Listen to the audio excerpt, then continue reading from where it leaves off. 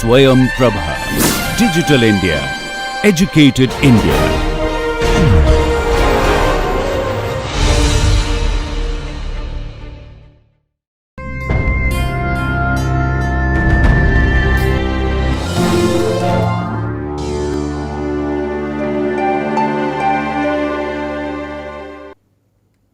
With the structural properties, structural descriptors, structural features.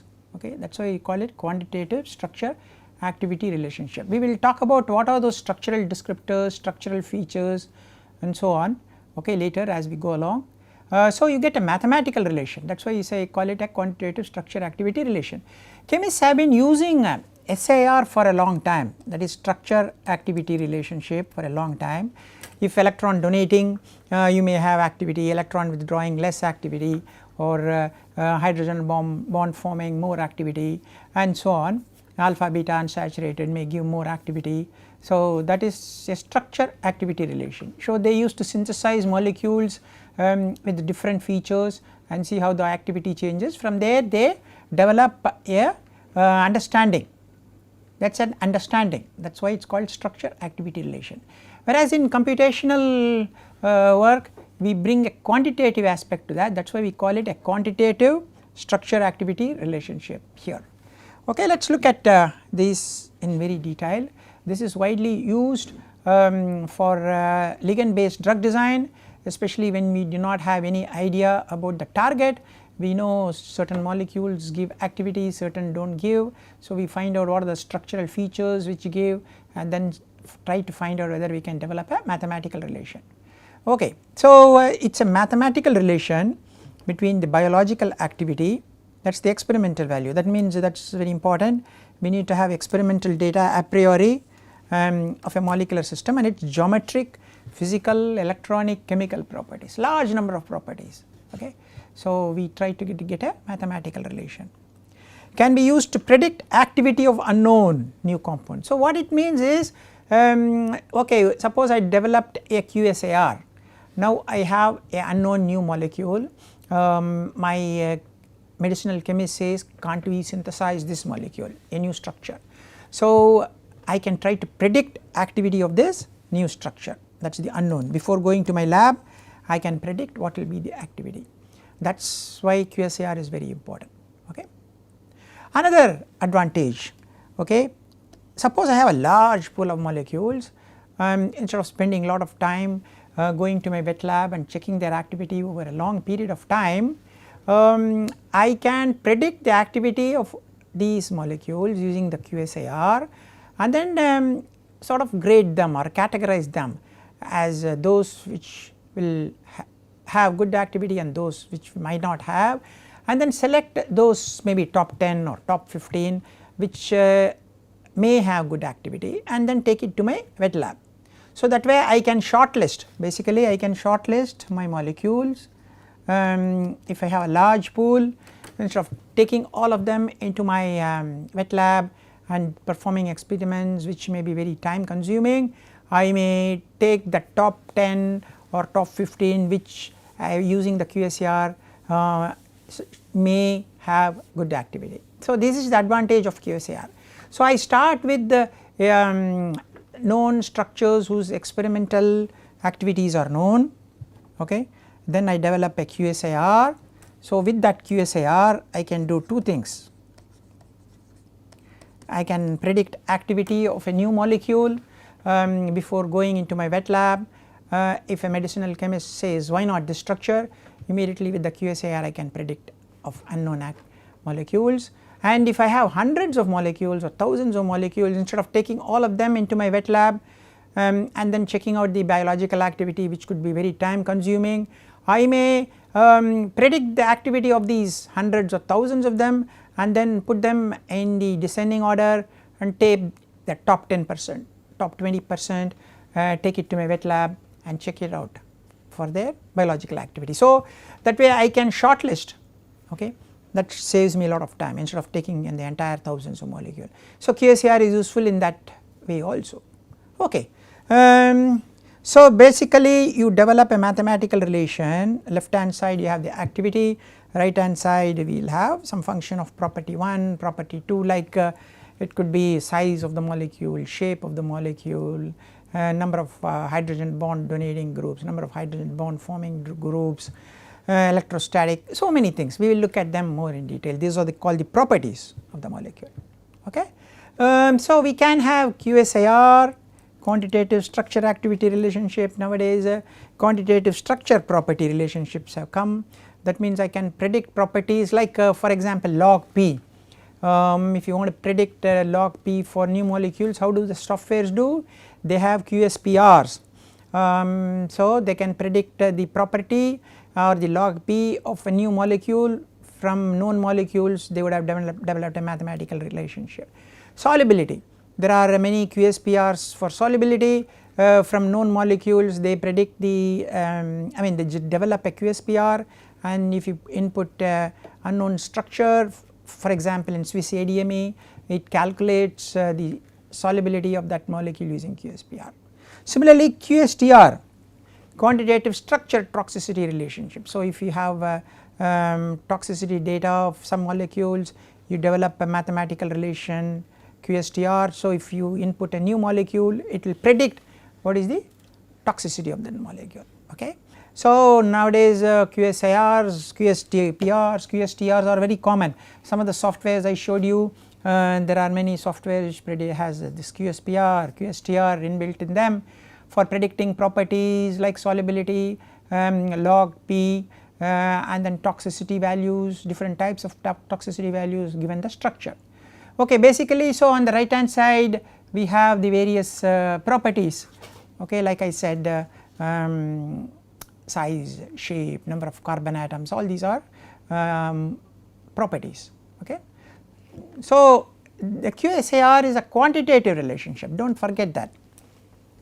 It is not a qualitative but a quantitative mathematical relation, that is why we say quantitative structure activity relationship.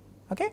Now these properties or structural features, they are also called descriptors. These properties of molecules or features, they are also called descriptors, physicochemical properties. Okay. Like I said, shape, size, they are physicochemical. Electronic property, okay, so charge on the molecule, largest, highest negative charge, highest positive charge. Steric factors, okay, the shape gives you the steric factor. Lipophilicity, the log P value, the polar, those are all lipophilic. Hydrogen bond forming, that means hydrogen bond forming, hydrogen bond donating, hydrogen bond accepting, shape of the molecule, charge distribution on the molecule, polarizability. So all these are different types of structural properties or features or descriptors. So they are all used in QSAR. Structural descriptors we say structural properties, structural features, all these are various types of numericals which we can estimate for a given structure. So if I draw a structure, we can calculate these descriptors. Nowadays there are softwares which can calculate thousands of descriptors, almost 2500 descriptors. We will look at some of those softwares as we go along. There are many web based softwares, downloadable softwares which can calculate descriptors for any given structures. Okay. And then with those descriptors we try to select the best descriptors and then try to develop a mathematical relation between the activity on one side, that is the left hand side, versus the function of descriptors. Okay, 1 descriptor, 2, so on. So obviously we need to have a large number of data points if we want to have many descriptors in the model. Okay, that is statistics. Okay, if you have done a course on statistics, you will know how many descriptors we should have for activity. Okay, let us look at some simple system. Okay, imagine I want to have a good basketball team, so I am selecting basketball players for my team from the college. One approach is to make all of them play and then select the team. That is going to be very time consuming. Imagine a college with 8000 students, that will be very time consuming. So I may look at some features of the people, right. based on these features I may shortlist a group, and then that group I may test it out to see whether they play well. Okay, that is the best way to do, instead of making entire 2000 people to play basketball, which is going to be very time consuming. Okay, so what are these features? Height, for example.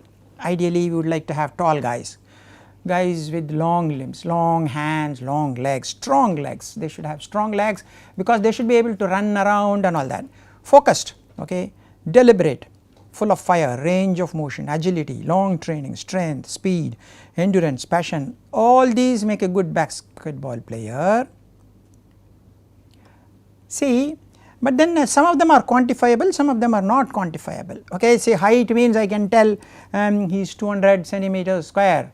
Okay, long limbs I can tell the hands are so many centimeters, legs are so many centimeters, whereas things like deliberate, full of fire, these cannot be quantifiable. For QSAR we need to have only quantifiable descriptors, that is very important. So we need to look at only quantifiable descriptors. Speed, maybe I can make them run 100 meters and then find out how many seconds they take, and I may say okay, people who take less than 11 seconds 100 meters can be considered as the team. People around 180 centimeters can be taken height, and so on. So I can select some of these as my descriptors. So from 2000 students I may select maybe 100 students who have a certain cutoff on height, limbs, speed, and so on, and then I may see whether they play, take them to the court and make them play and see whether they are able to play.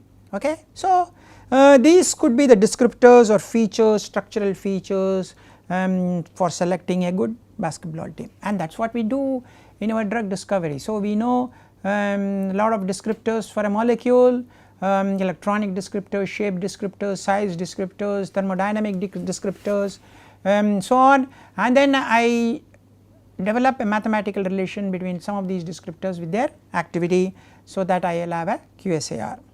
Okay, there are some problems in this. Okay, for a basketball team, or if you are talking about a athletic team, sports team, I can look at height, limbs, speed, all those things, right. But then look at it, I want to select there are 2000 students, I want to select students whom I think have high IQ. One thing is I can make them do an exam test, conduct an IQ test for a couple of hours or 3 hours, and then take those who have 120 above.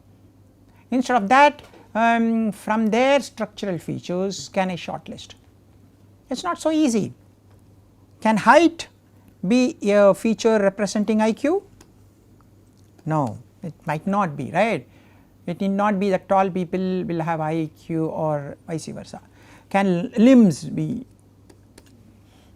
So there are many descriptors which need not be a representation of the IQ. Maybe big brain, maybe size of the brain, maybe okay, maybe the weight of the brain or size of the brain may be a representation of the IQ, but look at this. There are problems, right. We do not know which descriptors will predict their IQ. So in QSAR that type of problem can also happen.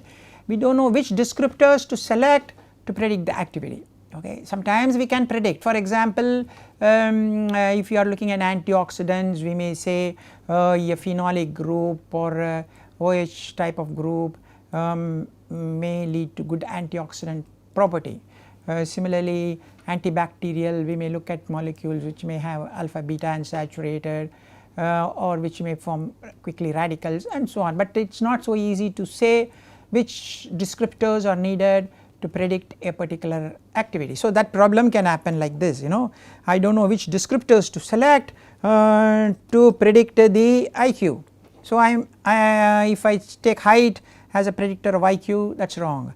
Long limbs, that also could be wrong. Whereas so see in this particular case you may be able to select descriptors to predict whether he will be a good basketball player or a good athlete or a good sportsman, but here it may be very difficult to find descriptors. So the same thing can happen when we are doing QSAR in drug discovery.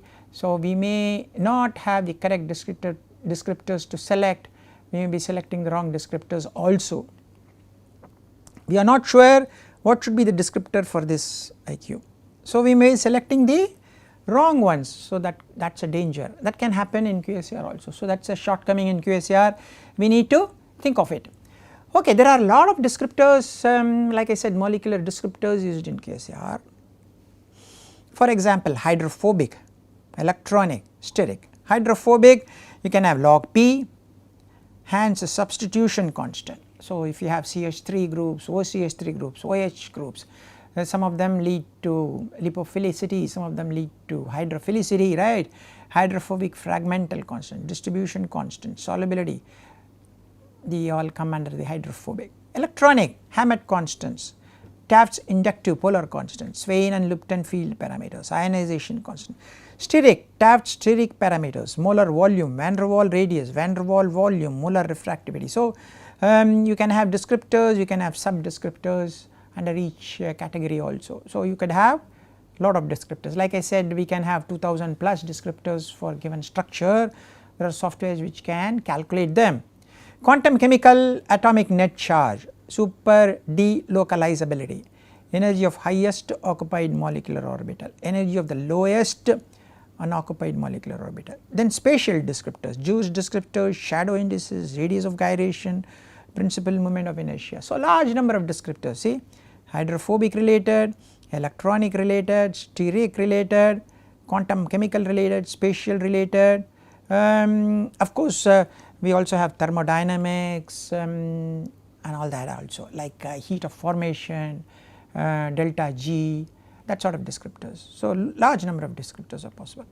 There are some 0 dimensional descriptors, 1 dimensional descriptors, 2 dimensional descriptors, 3 dimensional descriptors. Okay, let us look at it. Atom count, number of atoms the molecule has. Bond counts, number of bonds the molecule has. Molecular weight, what is a molecular weight? Because the molecular weight may have an effect. For example, as you know, large molecular weight diffusion may be a problem, small molecular weight diffusion is easy. Sum of atomic properties, chemical formula. So, molecular weight, average molecular weight, number of atoms, hydrogen atoms, carbon atoms, heteroatoms, these are all non-carbon and non-hydrogen atoms. Number of double bonds, as you know, double bonds, it is easy to oxidize, or they are easily reactable. Triple bonds, aromatic bonds, because they form resonance. Rotatable bonds, because as you know, rotatable bonds can change the conformation of the molecule so that it can go and fit into active sites. Rings, 3 membered rings, 4 membered, 5 membered, 6 membered, as you know, highly strained, 3 membered, 6 membered is very good. So, all these are possible structural features of a molecule. They are also called descriptors of the molecule, structural features, structural descriptors. So, they are called 0 dimensional descriptors, okay, 0 dimensional descriptors. Okay.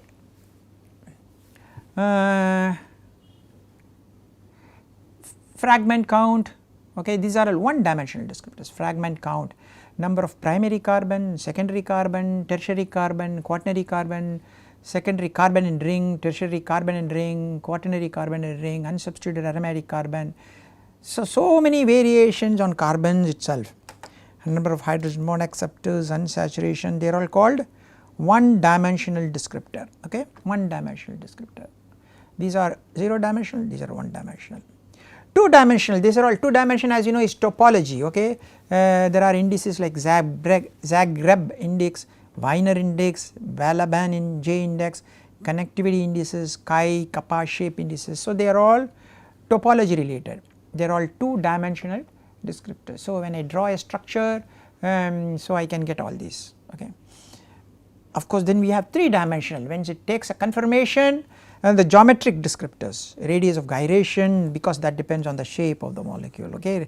3 dimensional electronic state, topological parameters, 3 dimensional Wiener index, 3 dimensional Vallabhan index, surfaces, van der Waal surface area, solvent accessible surface area, polar surface area, isotropic surface area, non-specific interactions with the solvent, geometric, electrostatic, charged partial surface area, highest occupied molecular orbital energy, lowest unoccupied molecular orbital energies, energy difference between this HOMO and LUMO, active conformations, global minimum conformations, binding energies, ionization potentials. So, these are all 3 dimensional descriptors. So, as you can see, once I get the minimum energy conformation, I can calculate all this. If I draw a structure using a structure draw program, I can calculate all this. Without drawing from the molecular formula, I can calculate these, and then once I do it by hand, I can calculate all these. So, these are some descriptors, and of course some I might have omitted. Like I said, there are softwares like eDragon which can calculate 2000 plus descriptors for performing QSAR. So, large number of descriptors can be estimated given a structure. Okay. Global descriptors log P, okay. Log P, once I know the molecular formula, I can calculate log P using a QSPR, volume, surface area, polar surface area, non-polar surface, dipole moment, refractive index. Then local descriptors describes a part of the molecule, okay, charge in one portion, hydrogen bond donors and acceptors, partial volumes, alignment, then you have alignment dependent descriptors, okay, when it is aligned, those descriptors. These are all called global descriptors. Okay, so there are many methods to develop the QSAR relationship, that is quantitative structure activity relationship, free energy models, mathematical models, statistical methods, pattern recognition, topological methods, quantum mechanical methods, and so on. So, large different types of approaches. We are going to look at many of them in the course of this topic QSAR. So, many different approaches are there, most, and as I said, they are all mathematical relationship because it is a quantitative structure activity relationship. So, they are all mathematical relationship. Okay, Hansch analysis, this came into in the 1969, this is called Hansch analysis. So, log 1 by C, that is we have the logarithm, that is the PIC 50 for example, is equal to, you can have A constant log P plus B, sigma could be electronic, C ES steric plus D could be a constant, or you could have square and so on actually. So, it is a non-linear. So, you could have a linear relation. So, it basically has 3 terms, one related to the hydrophobic hydrophilic nature, one relates to electronic, one relates to steric. So, according to Hansch, any molecule QSAR could be defined using 3 basic things, okay. The activity will be a function of hydrophobic hydrophilic nature, log P, electronic, steric, okay, that is what Hansch said actually. Then we have free Wilson approach, activity is equal to summation of AI xi plus mu. Mu is the overall activity, AI is the contribution of each structural feature, okay. So, if I have a structural feature like OH, then that will contribute to the overall activity. If I do not have, then that will become 0, okay. If I have, that will become 1. So, each one will contribute to the activity, either some of them may be enhancing activity or some of them may be pulling down the activity or reducing the activity, that is called the free Wilson approach, okay. So, remember Hansch analysis, free Wilson approach. Hansch analysis, they assumed hydrophobic hydrophilic contribution, electronic contribution, that is here, this is the steric contribution, that is here. So, linear relation will be of this form, okay. Some important points we need to consider. So, when we use 2 or more descriptors in my equation, and if 2 descriptors are highly related with each other, covariant, then the second descriptor isn't significantly changing the QSAR. So, we need to remove that, okay. So, if 2 descriptors, or for example molecular weight and volume, we cannot take this as descriptor 1, descriptor 2, because there could be a very good relationship between molecular weight and volume. The molecular weight increases, volume increases. So, there is a relationship, they are correlated. Person's height and weight. So, mostly a tall person will be heavier than a short person who will be lighter. So, they may be interrelated. So, do not take a equation which has both height and weight as two independent variable. Okay, what is independent variable? When we say y is equal to a plus b x1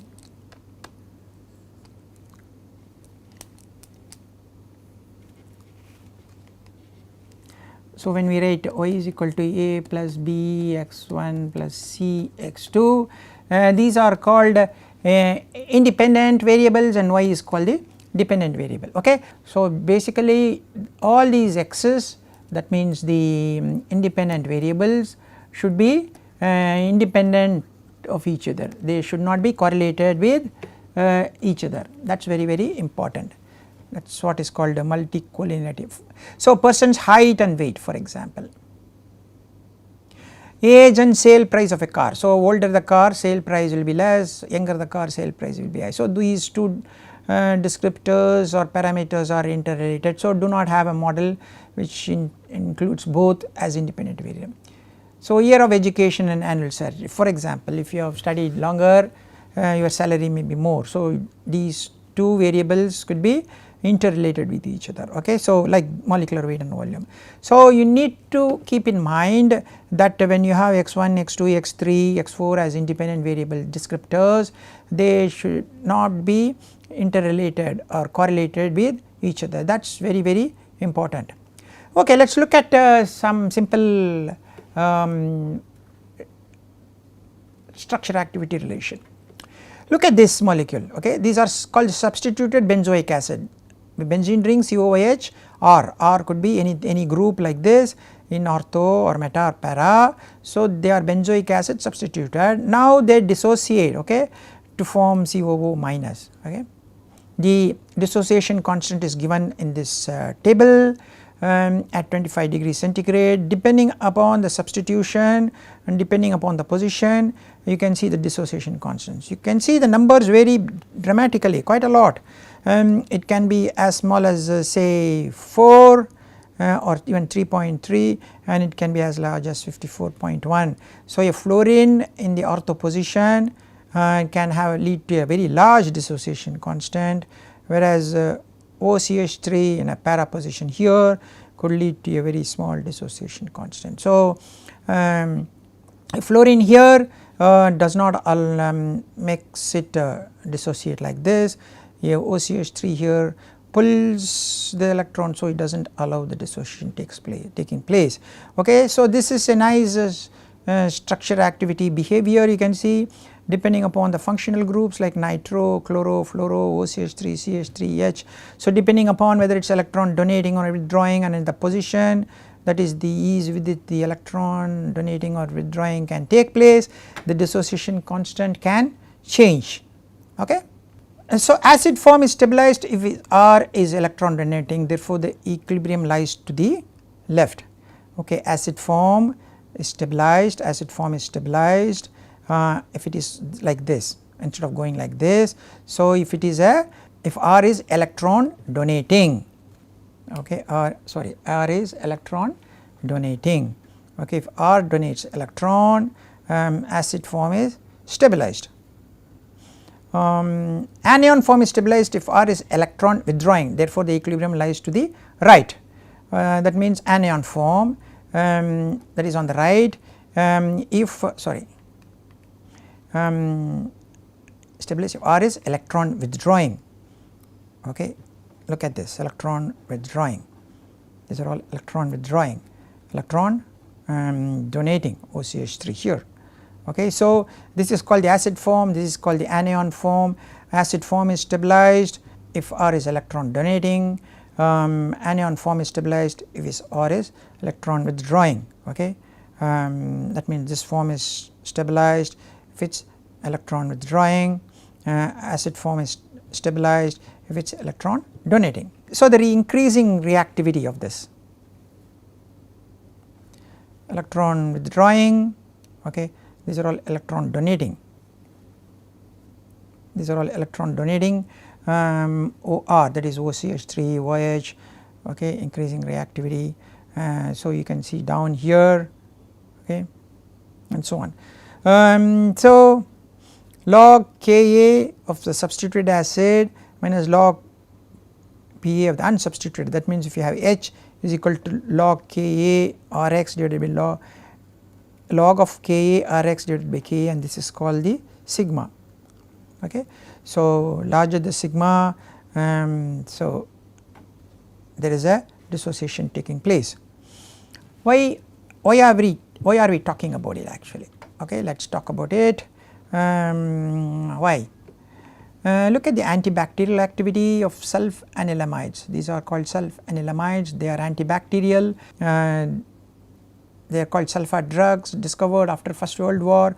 You can see the structure here. So there is a benzene ring as double bond O, S double bond O, NH. There is benzene ring with R. Okay. Antibacterial of sulfanilamines is due to their similarity to the natural metabolite para-aminobenzoic acid. They act in their anionic form. Only when they are anionic they act, when they are neutral they do not act. Okay. Why do they act? They look like the para-aminobenzoic acid, which is the natural substrate for the bacteria. So this sulfur drug goes and binds in a competitive fashion and does not permit the substrate food for the bacteria to bind, so the bacteria dies.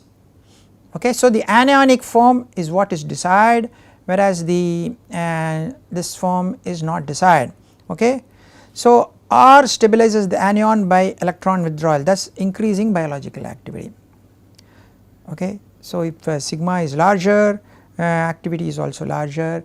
If pK is larger, the activity goes down.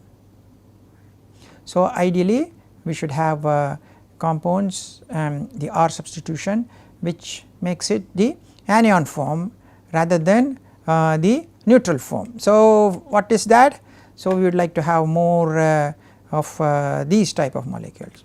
Okay, so we will have more of these type of molecules.